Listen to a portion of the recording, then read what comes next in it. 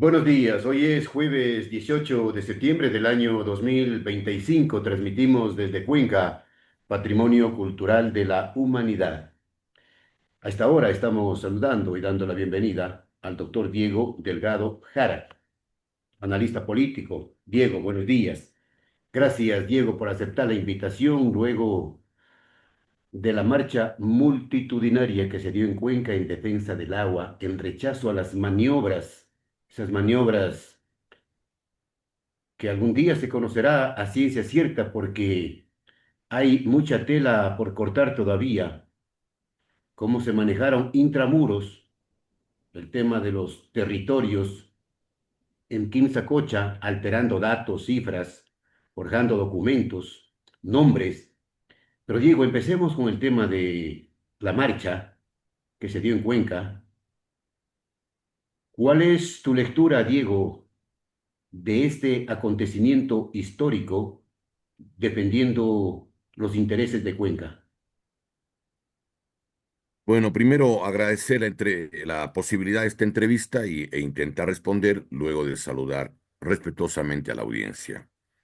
Y yo creo que esta marcha es sin duda la más importante de los últimos años o décadas en el país, no solamente en la provincia de La Soy en términos de los porcentajes. El día domingo anterior, en una entrevista en Radio Morena de Guayaquil, nos decían que cuál era nuestra aspiración de que la gente se reúna. Y nos dijimos que se reunirían no menos de 100.000 personas, primera cosa. Segundo, yo creo que hay que ser bastante exactos, justos y precisos respecto a quienes han tenido la iniciativa de esta lucha, esta resistencia. Y yo creo que eso tiene que ubicarse en el movimiento campesino e indígena de la SOAY.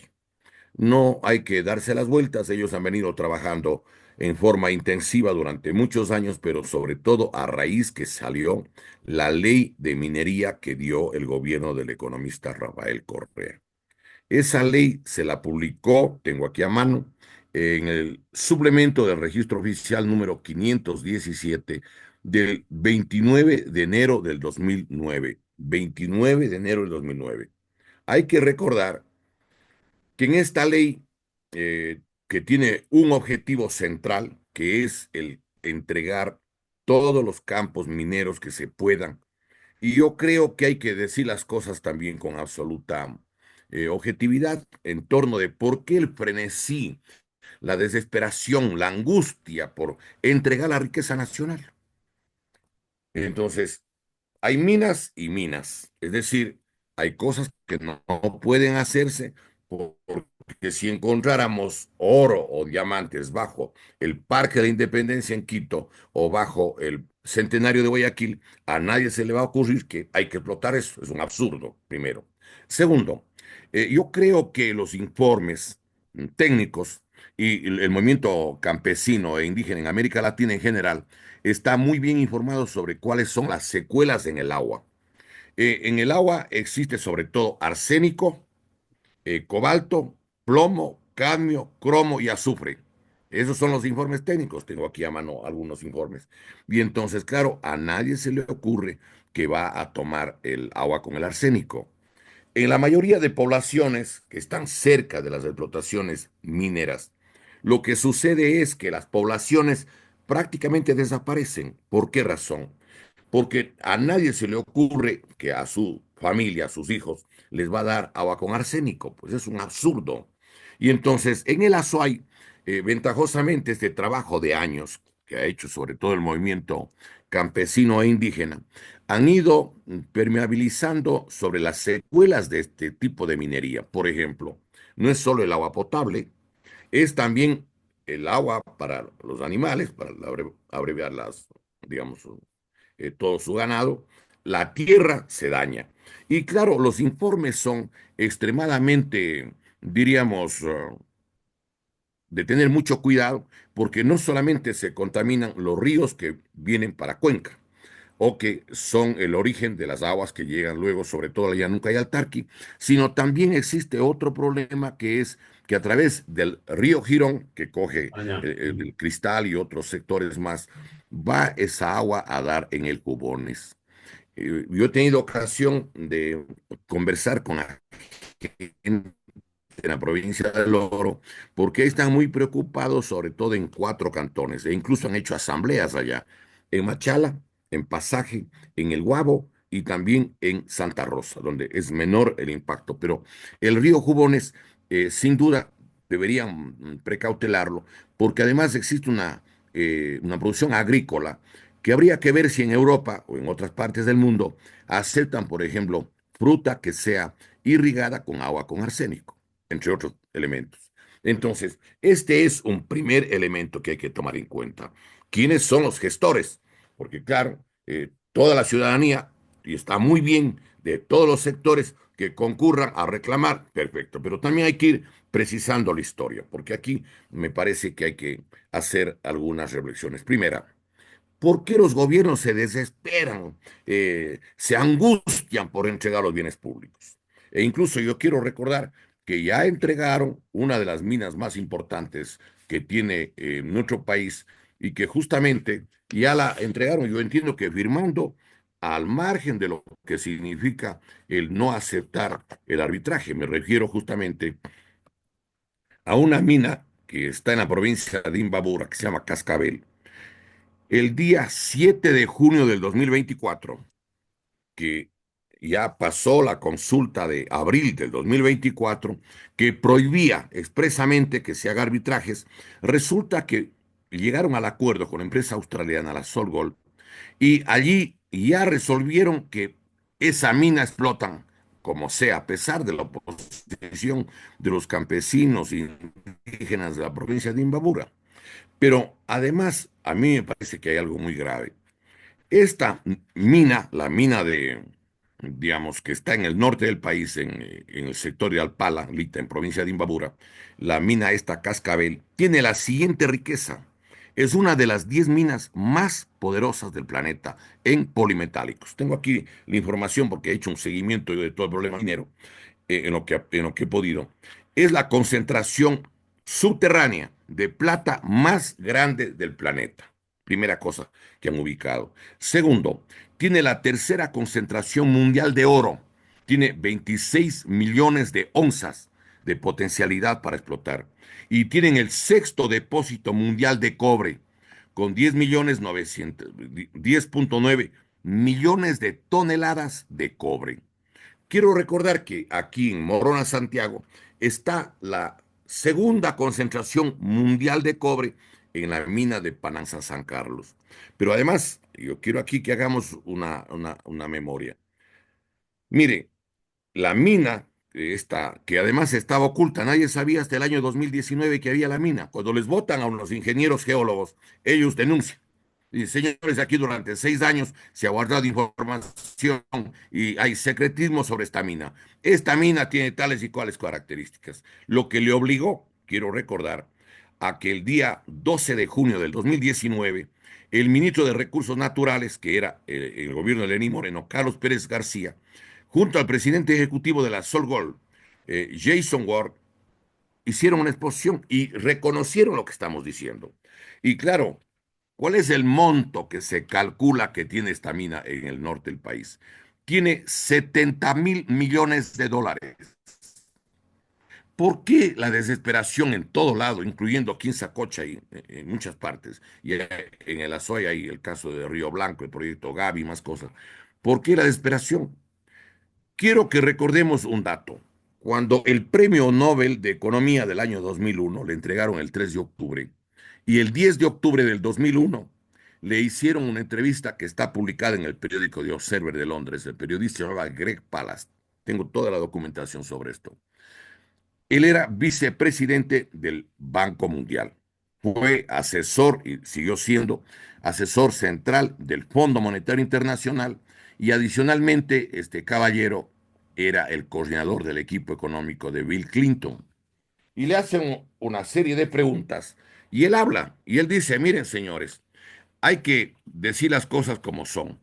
Existe lo que se llama el reino del soborno, porque decía, ¿por qué obligan y cómo están tan seguros de que les van a aceptar precisamente la venta o la transferencia de la riqueza de los países? Dice él, palabras más, palabras menos. Tengo por aquí el documento incluso, ¿sí? Él dice que se le entrega el 10% de lo que se cree que va a dar el negocio, sea de recursos naturales no renovables como petróleo o minas o gas o tierras raras, o el 10% de las empresas fiscales o públicas más rentables. Sobre todo, habla del sector eléctrico, el sector telefónico y el agua. Y dice, usted viera cómo se le salían los ojos a los presidentes, a los ministros, al equipo económico al que le íbamos o se le iba a dar la plata de las multinacionales. Y dice, y se les entregaba, sea en cuentas secretas, cifradas en la banca suiza o en el paraíso fiscal que decidan o en cualquier parte del mundo donde nos señalen. Lo dice el Premio Nobel de Economía del año 2001, Joseph Stiglitz. Por eso es la desesperación por Claro, entregar. E claro. incluso a mí me da la Mm. impresión de lo siguiente.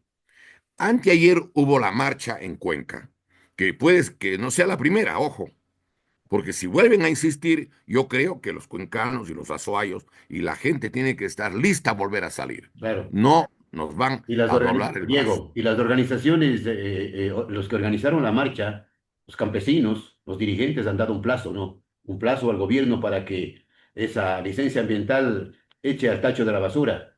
A ver, pero yo tengo un recelo. Me da la impresión que la propuesta de la Asamblea Nacional, que ayer hace el gobierno, tendría objetivos, pues. Primero, creo que han violado la Constitución todo el mundo. La Constitución de la República dice que no puede firmarse arbitraje cuando se trata de una empresa o de un país que no sea de América Latina. El artículo 422 es muy claro. O sea, no podían bajo ningún concepto hacer lo que han realizado, porque el artículo 422 lo prohíbe de manera expresa. Y tengo la impresión que en la consulta de abril del año pasado, de 2024, querían, sí, creyeron que van a ganar, a pesar de que manejan todo con fraude, pero no les dio el resultado. Mire lo que dice textualmente el artículo 422. No se podrá celebrar tratados o instrumentos internacionales en los que el Estado ecuatoriano ceda jurisdicción soberana a instancias de arbitraje internacional en controversias contractuales o de índole comercial entre el Estado ecuatoriano, en este caso, y personas naturales o jurídicas privadas. En el, en el caso de controversias relacionadas, por ejemplo, tratados de instrumentos con los países de América Latina, allí puede haber el arbitraje. No, el caso este es una compañía canadiense. Pero quiero además recordar algo. El artículo 12 de la Constitución señala que el derecho humano al agua es fundamental e irrenunciable. El agua constituye patrimonio nacional estratégico de uso público inalienable, imprescriptible, inembargable y esencial para la vida. Mire, aquí se están dando las vueltas. Hay que Ujú. empezar a decir las cosas. Señores, a ver, momento. Aquí no nos vengan a dar la vuelta que esto dice la ley y que por favor vamos a levantar la autorización. Momento, vamos por partes. El artículo 106 de la Constitución de la República permite que inmediatamente que haya una consulta popular, inmediatamente entre en vigencia. Eso es todo. Es la Constitución de la República, no tiene por qué darse la vuelta. Y entonces, me parece de que el gobierno está queriendo, sí, aparentemente, de que la gente se olvide y después dice, le suspendemos el permiso. Y luego dice, volvemos con el permiso, pasado el tiempo. Por eso creo que hay que estar extremadamente atentos. Mire lo que dice el artículo 106 de la Constitución. El pronunciamiento popular será de obligatorio e inmediato cumplimiento. La consulta hicieron en la primera vuelta del 2021, el 7 de mayo del 2021. Por lo tanto, esto es ley y es norma constitucional que respalda cualquier cosa. El artículo 82 de la Constitución garantiza la seguridad jurídica. Es decir, que todas las normas previas, claras y públicas que se enmarquen en la Constitución también tienen que aplicarla. Por lo tanto, no pueden violar el artículo 82, porque esto además autorizó la Corte Constitucional. El artículo 426 de la Constitución obliga a que toda autoridad, todo ciudadano y toda institución tiene que acatar la Constitución. Tercero. Cuarto, artículo 425 establece la jerarquía de las normas. No puede una ley o una resolución administrativa del ministerio que sea, en Mm. este caso de medio Estar ambiente, encima. Ujú. estar sobre la Constitución, señores, no pueden. Y el artículo, quiero recordar, por ejemplo, el 424 dice que lo que no se inscribe o no se respeta a la Constitución es nulo, carece de valor jurídico. Pero en estos días han salido a luz algunas cosas que me parecen muy importantes. Primero, de que todo ha manoseado. Las compras de los terrenos son a kilómetros de donde supuestamente le están dando la concesión. Y los argumentos del gobierno, además, son endebles. Dice, ah, no, si no quieren la minería legal, está incluso en Cuñas, en Quito, Guayaquil. Dice, es porque están de acuerdo con las actividades al margen de la ley y quieren favorecer la minería ilegal. ¿Qué pasa, señores?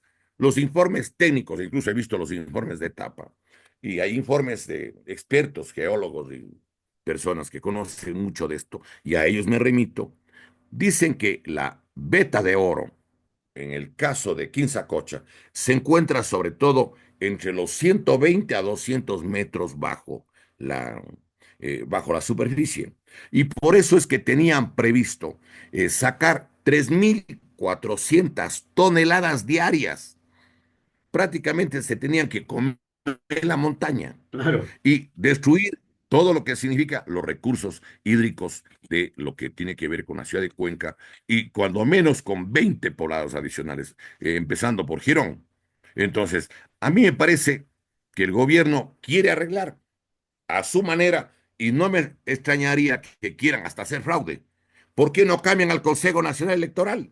Ujú. Solo falta el mes de octubre y noviembre, y entonces dirán que como ya está hecha la consulta para hacer la asamblea, entonces queda la señora Tamaini y queda el organismo electoral para que además diga que el pueblo desesperadamente ha pedido la presencia de bases militares extranjeras. Están Ah, ah. armando todo. Anteayer la consulta, ayer ya están con la asamblea. ¿Por qué? Porque quieren eliminar una cantidad de requisitos Diego, que están en la actual constitución, pues. Diego, funcionarios del gobierno en las Sí. últimas horas andan visitando ciertos medios de comunicación con la cantaleta de que la marcha es política o fue política, tiene tintes políticos. A ver, mejor que sea política. El gobierno también está haciendo actividad política. El gobierno no cumple la constitución. Es más, el gobierno está recurriendo a procedimientos mañosos y quiere impunidad. Y por eso es que quiere comerse a la Corte Constitucional, no quiere tener ningún freno. A ver, demostrémosles. A mí me parece de que es sospechosísimo los apagones. Yo creo que fueron apagones consentidos. Y le voy a mostrar por qué. Primero, ¿cómo es que si es que los males ambientales son idénticos en Colombia, en Perú, en Ecuador, en Bolivia y Brasil, incluso habían los videos de la gente paseándose en el lecho del Amazonas? ¿Cómo es que supuestamente los efectos se dan entre el puente de Rumichaca hasta prácticamente Huaquillas o hasta Cariamán y Macará? ¿Por qué no hubo apagón en Colombia y no hubo apagones en Perú? ¿Por qué en el Ecuador? Yo recuerdo hasta en el año 96 que fui legislador, estamos hablando hace 29 años, habían 3.000 megavatios de potencia que se podían obtener a través de la energía alternativa, podría ser gas, podría ser diésel. ¿Por qué de los 3.000 megavatios solo funcionaron 720? ¿Por qué los 2.280 no funcionaron? Pero si es que no había el apagón, no habían tres negocios. Primer negocio, la contratación de las barcazas. Como no hay luz, venga la barcaza. Claro. 130 Venga el millones de negocio, dólares. venga el negocio. Segundo, si es que no hay termoeléctricas, entonces contratamos. Entonces contratan con dos empresas, con Austral y la otra que se llama Cogem, una cosa así. Progeni. Progem. Muy bien. Han- Según la prensa, han dado, o está el negocio, de 158 millones de dólares. Si no había el apagón, no podían hacer eso, pues. Y además, Resulta, y esto me llama la atención, que la Contraloría controlada, que no puede ser de otra manera, diga que los ministros y el presidente no tienen ninguna responsabilidad. Perdóneme, tengo aquí el Código Orgánico Integral Penal. Y le voy a leer dos artículos breves. El uno es el antiguo artículo 12 del Código Penal y que ahora es el artículo 23 de la Constitución actual. ¿Qué es lo que dice justamente el Código Orgánico Integral Penal? Óigame, dice lo siguiente, que es el antiguo artículo 12 del Código Penal anterior. No impedir un acontecimiento cuando se tiene la obligación jurídica de impedirlo equivale a ocasionarlo. El ministro no ha sabido, pero Sí, si en las cuñas el año pasado decían que la eficiencia del gobierno ya está arreglado, tenía que estar funcionando en el mes de noviembre y enero, claro. El ministro y no viajó, funciona. Diego, Y el otra ministro cosa, viajó. el ministro viajó, se hacen los desentendidos, y la Contraloría Se también se lavan hace las la loca. manos, se lavan las manos entre ellos. Está tapando. No nos demos las vueltas. Mire lo que dice el artículo 42, numeral primero, literal B de aquí del Código Orgánico Integral Penal. Mire, dice autores. Primero, autoría directa. Literal B, quienes no impidan o procuren impedir que se evite la ejecución teniendo el deber jurídico de hacerlo. Resulta que la señora ministra, tanto de Ambiente, que es pieza fundamental para el problema de Quinzacocha, y el ministro de Obras Públicas, y otro ministro al que le dieron un puesto en el servicio diplomático en Colombia, pues, resulta que estos angelitos no tienen nada que ver. Ellos no han sabido que están contratando las Sí, famosas sí, termoeléctricas. muy Y hay bien. un tercer negocio. Espérense. El día 28 del mes de octubre, lunes 28 de octubre del 2024, aprobaron una ley que tiene tres artículos sobre todo bien importantes. Uno, permiten que la generación termoeléctrica del Ecuador puedan hacerlo compañías privadas o personas particulares.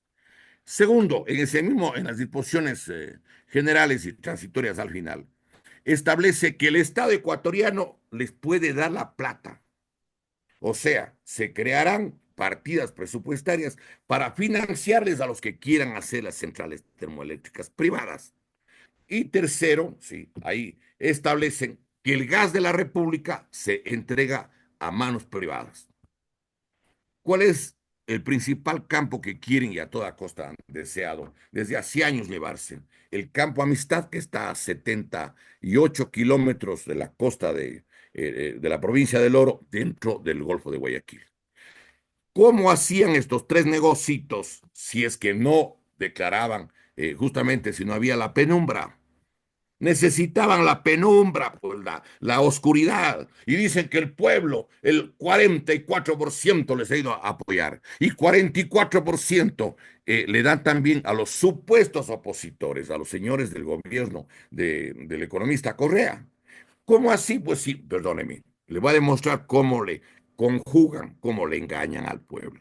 Primero, cuando fueron las elecciones seccionales, no llegaron al 20% en ninguna, a la mayoría absoluta de provincias del Ecuador, ni para prefecturas ni para alcaldías.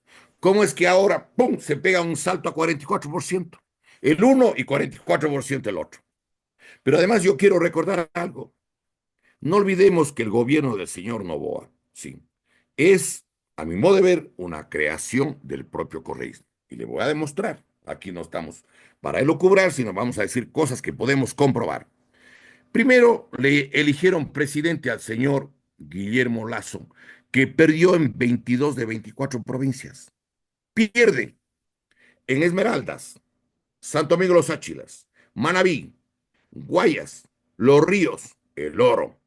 Pierde en Cachi, Imbabura, Cotopaxi, Tungurahua, Bolívar, Chimborazo, Cañar, Azuay y Loja. Pierde en la provincia de Sucumbíos, en Napo, en Orellana, en Pastaza, en Morona, Santiago y Zamora Chinchip. Y resulta que le hace finalista. No solo que le hace finalista, le proclama presidente luego de Claro. una llamada desde Bélgica. Pues, ¿qué pasa? Pero no es eso todo. Ahora había otro proceso electoral. Y yo pienso que el que iba a ganar o iba a ser finalista y en la segunda vuelta a ganar era Fernando Villavicencio. Lo matan. Tanto que hablan de la democracia venezolana, que bla, bla, bla. Señores, en Venezuela no matan a los candidatos presidenciales como en el Ecuador. Pero además es una cosa adicional, pues. ¿Quién era el responsable de los 3 anillos de seguridad del candidato presidencial? El gobierno y las autoridades del gobierno. Resulta que les cogen a 7 sicarios y les matan en una misma noche. Como dicen que había 5 millones además de premio del FBI. Resulta que matan a 6 en la penitenciaría del litoral en Guayaquil y uno en una cárcel de Quito. Pero nadie averigua, a ver señores, quién tenía las llaves de las celdas, Claro, quién abrió los edificios, los bloques dentro de las cárceles, quiénes son los que estaban de autoridades a nivel nacional en el SNAI, una en cantidad ese de momento, organismos. claro, claro. No averiguan nada, tapan todo. Y una cosa adicional que quiero recordar, el presidente de la República, en la campaña electoral, iba al último de intención de voto, era el más desconocido, no llegaba al 1%. El señor Bolívar Armijos tenía más del 2%, más del 3-5% tenía el señor Javier Herbas, 4-5% estaba ya Pérez, al que le metieron el codazo en el 2021. Y resulta que el que estaba al último va de finalista. Pero espérese, la gente tiene que saber lo siguiente. El gobierno del señor Correa, el supuesto enemigo que tanto habla contra los pelucones y bla, bla, bla, bla, en las 524 sabatinas, le entregó el puerto de aguas profundas de Pozorja, el 22% a la empresa Pronovis, propiedad de la señora Isabel Novoa Pontón, y el 78% le dieron a la empresa Depewol del señor Ahmed bin Sulayem, lo que era de todo el pueblo por 50 años. Hasta el año 2067 le entregan al sobrino de la señora que le ayudaba a financiar tareas políticas e incluso le cofinanció una película en la que el artista es Correa y le cofinanció con la Odebrecht de Brasil. Entonces uno se pregunta aquí, a ver, ¿cómo es que además el candidato presidencial, el señor Daniel Noboa, recordemos, 2 veces había pedido ser candidato por la Revolución Ciudadana? Lo declaró Rafael Correa y lo declaró la señora Luisa González. Y está publicado en el Diario Expreso de Guayaquil del miércoles 23 del mes de octubre del 2023, página 2. Ahí está, con Ujú. fotos, a Diego, colores. Diego, Diego, en honor al Sí. tiempo, porque el Zoom nos permite un par de minutos más, en honor al tiempo, sobre la documentación alterada en las administraciones municipales, ¿qué se debería hacer? Esto para concluir ya, Diego. Yo creo que tiene que plantearse la nulidad, pues. Tiene que plantearse la nulidad es decir, y el gobierno va a querer decir, señores, suspendemos el permiso. No, señor, tiene que declararse la nulidad hecho con documentación adulterada, Y los, con información falsa. ya, y los responsables de esa adulteración, Bueno, eso tendrán que averiguar los organismos seccionales. ¿Dónde es que se la hicieron esos justicia, cambios? Diego. ¿Y qué autoridades en el ministerio que da los permisos ambientales les concedió los permisos? Y una cosa importantísima, ¿por qué? Porque no se averigua y no obtienen copia del contrato con la empresa canadiense, ¿sí? Y además de eso, con la otra empresa que es la que recibió digamos, la mina de Cascabel. Ahí tiene que estar una cláusula sobre dirimencia. Y allí yo entiendo, al menos por el caso de Cascabel, que han entregado para que el arbitraje lo haga, entiendo que la Cámara de Comercio de Londres. Bueno, averigüen. O no Sí. van a venir a decir ahora, es que todo es confidencial. No, señores, aquí es un amarre de todos. Todos se tapan, todos se dan impunidad, no recuperan un solo centavo, no quieren renovar la administración de justicia, pero están preocupadísimos que dice que el juego de azar en los hoteles de 5 estrellas. Sí.